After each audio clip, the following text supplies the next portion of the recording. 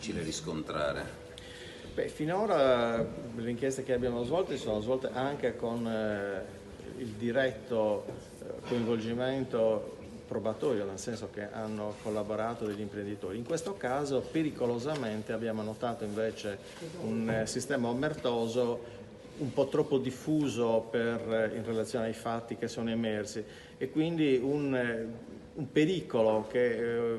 è giusto segnalare da subito di paura, di non partecipazione, di non completa fiducia forse nelle istituzioni dello Stato, sul quale però è necessario assolutamente fare chiarezza, come stiamo cercando di fare. Si presentavano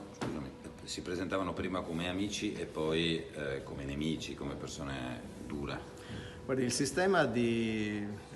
contatto tra le cosche criminali e il singolo imprenditore o i singoli imprenditori è sempre lo stesso, cioè c'è prima un rapporto che viene creato come rapporto di amicizia, di partecipazione,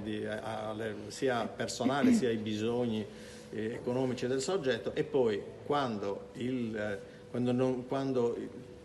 dato di criminalità si inserisce nell'economia salta il rapporto personale e diventa invece un rapporto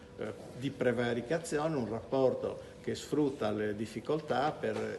imporre tassi di usura e successivamente poi l'attività estorsiva. Questo comportamento omertoso è un aspetto, l'altro aspetto invece è il coinvolgimento di un notaio.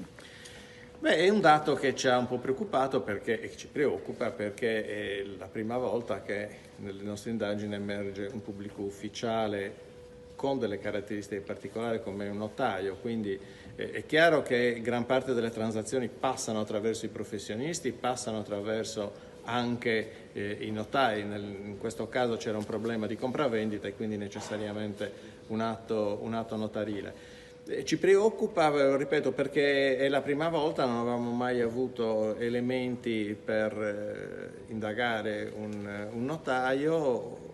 e questo è un dato che va sottolineato proprio per la pericolosità e per la capacità di penetrazione che ormai ha la criminalità organizzata in Veneto. Lei si sente di fare un appello all'imprenditoria veneta o del nord Italia, perché poi questo è un fenomeno che si sta dilagando in tutto, ad esempio, il nord-est? Io penso che abbiamo dimostrato sia come procura distrettuale in questo 2019 di poter reagire in termini naturalmente giudiziari al radicamento delle mafie nel Veneto. Le forze di polizia sono assolutamente in grado di essere le prime a recepire le difficoltà, i problemi, i pericoli a cui sono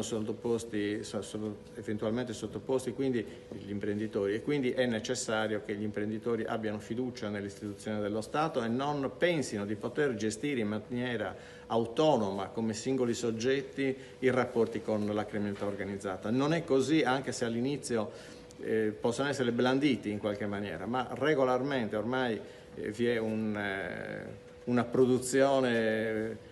che non è solamente veneta, che questo sistema quantomeno nel nord Italia è analogo.